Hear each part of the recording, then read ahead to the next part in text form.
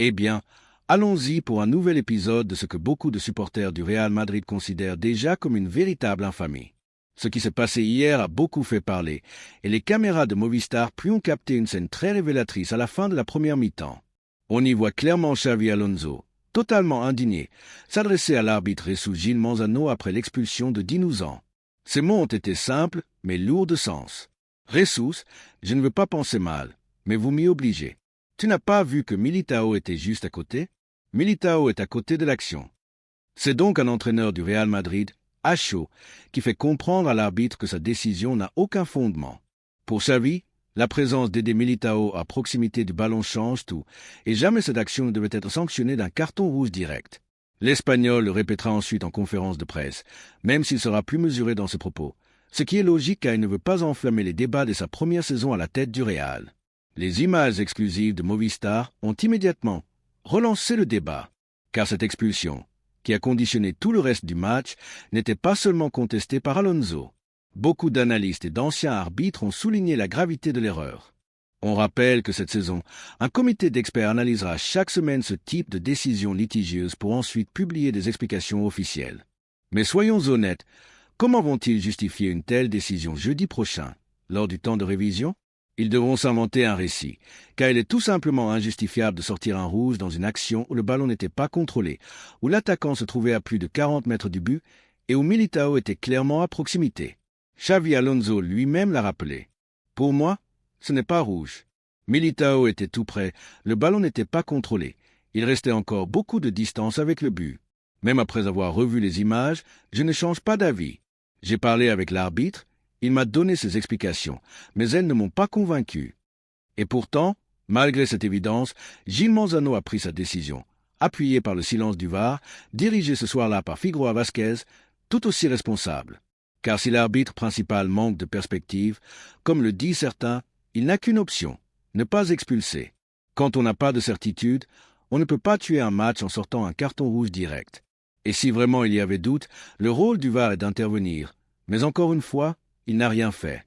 Voilà pourquoi cette séquence est si importante. Elle met en lumière non seulement une erreur d'arbitrage flagrante, mais aussi le malaise persistant autour des décisions arbitrales contre le Real Madrid. Xavi Alonso, qui connaît très bien l'histoire récente du club, il a vécu l'ère Mourinho et toutes les polémiques qui l'ont accompagné, n'est pas dupe. On sent qu'il a choisi ses mots, qu'il se retient volontairement pour ne pas allumer un incendie médiatique dès la 4e journée. Mais son message était clair. Attention, vous m'obligez à penser mal. Et derrière tout ça, il y a aussi un contexte plus large. On sait que le Real Madrid prépare un dossier destiné à la FIFA pour dénoncer certaines anomalies répétées dans l'arbitrage espagnol. Bien sûr, la FIFA ne prendra probablement pas de mesures directes, mais ce travail de fond vise à montrer aux socios et aux supporters que le club agit, qu'il ne se laisse pas faire et qu'il met tout en œuvre pour protéger ses intérêts. La polémique, elle, ne s'arrête pas là. Car pour bien comprendre l'ampleur du problème, il suffit de comparer avec d'autres actions similaires. Un exemple récent, la saison dernière, lors d'un match entre le Celta Vigo et Íñigo Martínez, une faute comparable n'avait même pas été sifflée. Pas de carton, pas même de coup franc, simplement parce que l'attaquant ne s'était pas laissé tomber. Comment expliquer alors qu'aujourd'hui, une action bien moins flagrante se termine par une expulsion directe contre un joueur du Real Madrid? C'est là que tout devient insupportable pour les supporters madrilènes, le deux poids, deux mesures. Et c'est exactement ce que Xavi Alonso, avec son calme apparent mais ses mots pesés, a voulu pointer du doigt. Une injustice évidente, une expulsion qui change totalement le match, et surtout une impression persistante que le Real Madrid est traité différemment. Lors de l'action en question, on voit très clairement que Militao et Ojin se trouvent beaucoup plus proches de Courtois, leur propre gardien, que du but adverse. C'est un élément capital dans l'interprétation de la faute, puisque l'un des critères principaux à considérer avant de décider d'une expulsion est la distance réelle qui sépare le joueur fautif du portier adverse. En d'autres termes, le joueur n'était absolument pas en position de marquer immédiatement, ce qui rend la décision d'infliger un carton rouge totalement discutable. À cela s'ajoute un autre facteur important, la présence d'un coéquipier capable de couvrir l'action. Si un autre défenseur se trouve à proximité, à hauteur, voire légèrement en avant sur le joueur sanctionné, et qu'il est en mesure d'intervenir pour récupérer le ballon, l'expulsion ne devrait pas être appliquée. Or, dans cette situation précise, toutes les conditions étaient réunies pour que la faute ne soit pas considérée comme une occasion manifeste de but. Malgré cela, l'arbitre Gil Manzano, fidèle à sa réputation, a choisi d'exclure le joueur et le VAR, pourtant censé corriger ce type d'injustice flagrante, n'a pas jugé utile d'intervenir. À partir de ce fait de match, le Real Madrid, via Real Madrid Télévision, a réagi immédiatement. Et ce fut d'ailleurs capté en direct, comme l'a rappelé le présentateur en précisant qu'il revenait tout juste de voyage et qu'il n'avait pas eu beaucoup de temps pour préparer son émission. En direct, Alvaro de la Lama, ancien collègue et désormais visage de la chaîne du club, a lu une note transmise par un représentant du Real Madrid. Ce document expliquait que le club avait décidé de préparer un rapport complet, un véritable dossier, recensant non seulement les erreurs arbitrales commises contre le Real Madrid lors des 4 premières journées de la Liga actuelle, mais également celles de la saison passée. Ce dossier sera ensuite transmis à la FIFA afin que l'instance mondiale prenne note de la situation préoccupante qui gangrène le football espagnol sur le plan de l'arbitrage. Ce qui choque particulièrement, c'est que l'on parle d'une équipe du calibre du Real Madrid, renforcée par des stars comme Mbappé, Arda Güler, Tchouaméni ou encore Courtois, une équipe qui a remporté ses 4 premiers matchs et qui progresse constamment sur le plan footballistique. Pourtant, au lieu de se concentrer uniquement sur le jeu et sur ses performances, on est contraint de consacrer des heures d'analyse à dénoncer la médiocrité et les scandales arbitraux. Miguel Ángel, intervenant dans le débat, a alors exprimé son souhait de consulter personnellement ce rapport pour en juger le sérieux et la complétude. Car selon lui, la FIFA est déjà parfaitement au courant de la situation. Preuve en est. Aucun arbitre espagnol n'a été retenu pour officier lors du dernier mondial des clubs, faute de confiance envers l'arbitrage espagnol, miné par des soupçons d'irrégularité. L'affaire Negreira a mis en lumière un système de corruption organisé, confirmé par des documents judiciaires, et la FIFA en connaît les détails. Bien qu'elle aurait pu intervenir d'office à l'époque, l'institution internationale a choisi de rester en retrait, considérant qu'il y avait en Espagne un processus pénal en cours. Elle a donc estimé que la justice espagnole devait trancher elle-même. Mais selon Miguel Ángel, la FIFA aurait dû réagir beaucoup plus fermement, même si aujourd'hui, ses marges de manœuvre restent limitées. Le geste du Real Madrid en préparant ce dossier a surtout une portée symbolique et politique. Il s'agit de montrer aux supporters que le club n'accepte pas ces injustices sans réagir, qu'il élève la voix et qu'il agit pour défendre ses intérêts. Les fans s'empressent d'ailleurs de relayer ce message, fiers de voir leur club se battre contre un système jugé partial. Néanmoins, il faut être lucide. Ce dossier n'aura probablement aucun effet concret. Reste à savoir si ce document inclura tous les éléments régulièrement évoqués par Real Madrid Télévision, qui s'est souvent montré plus offensif que le club lui-même sur ces sujets. Il serait souhaitable que le rapport mette en lumière le contexte général, en rappelant par exemple les 17 années de paiements effectués par le FC Barcelone au vice-président du comité technique des arbitres, Negreira. Il faudrait aussi établir le lien avec la situation actuelle. Beaucoup des arbitres en activité ont été formés par le fils de Negreira et certains responsables de l'époque occupaient encore récemment des postes de pouvoir. Aujourd'hui, même si l'on a placé officiellement un nouveau président à la tête de l'arbitrage, les réseaux d'influence persistent en coulisses. Fernández Borbalán, par exemple, continue d'exercer un rôle déterminant, comme le faisait auparavant Velasco Carballo. On pourrait également évoquer Iglesias Villanueva, actuellement chargé du VAR, dont la carrière fut accélérée de manière controversée sous l'ère Negreira, en sautant plus de 15 collègues pour accéder directement à la première division. En résumé, le souhait exprimé est que ce dossier ne se contente pas d'aligner quelques décisions litigieuses, mais qu'il raconte toute l'histoire, qu'il mette en lumière l'ampleur du problème et les ramifications qui lient encore aujourd'hui une partie du corps arbitral espagnol à ce système d'influence hérité du scandale Negreira.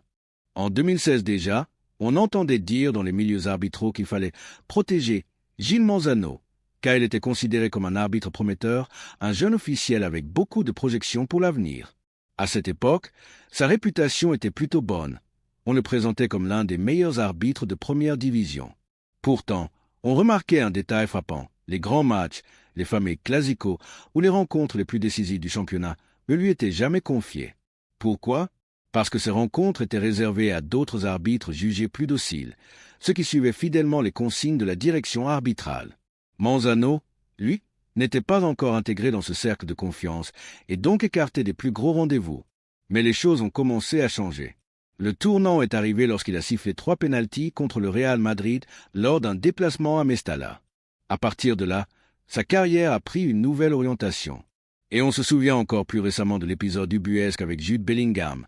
Ce fameux match où l'Anglais marqua un but dans le temps additionnel, mais que Gilles Manzano annula en sifflant la fin de la rencontre quelques secondes plus tôt, visiblement paralysé par la peur de voir le Real Madrid renverser la situation. Cette action reste l'un des exemples les plus flagrants de sa frilosité et de son attitude face au club madrilène. Autre élément révélateur, Gilles Manzano a même été invité à arbitrer le trophée Gampé, organisé par le FC Barcelone, preuve supplémentaire qu'il fallait bien soigner sa relation avec certains clubs. Et, comme le dit le proverbe, des semences d'hier naissent les tempêtes d'aujourd'hui. En clair, les petits arrangements d'hier expliquent les scandales actuels. Face à cette accumulation d'épisodes, il est indispensable que tout cela figure noir sur blanc dans le rapport que le Real Madrid souhaite transmettre. Certes, beaucoup pensent, moi le premier, que ce dossier n'aura aucun effet concret et ne changera rien à la situation. Mais entre ne rien faire et agir, il vaut évidemment mieux agir, ne serait-ce que pour marquer une position ferme et montrer que le club refuse de se taire.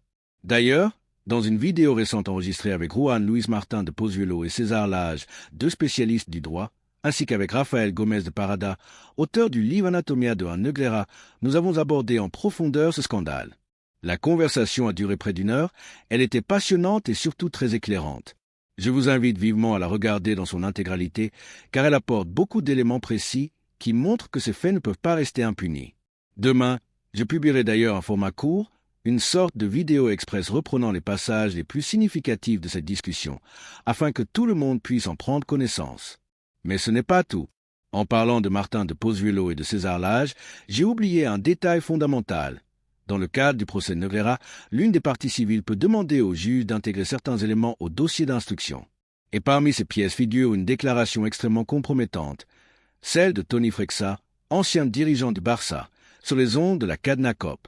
Dans cette intervention, il reconnaissait très clairement l'existence d'un système de lobbying en faveur du FC Barcelone visant à influencer l'arbitrage espagnol.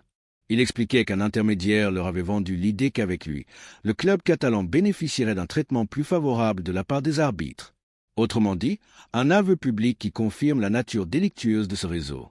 Le problème, c'est que bien souvent, on se contente de dire « cela, le juge le sait », alors qu'en réalité, si personne ne présente officiellement ces éléments au magistrat, ils ne sont jamais intégrés au dossier. C'est donc essentiel que toutes ces déclarations et ces preuves soient transmises pour que la justice puisse véritablement mesurer l'ampleur du scandale. Il faut bien comprendre une chose, un juge n'écoute pas la radio et ne se base pas sur les débats médiatiques pour instruire un dossier.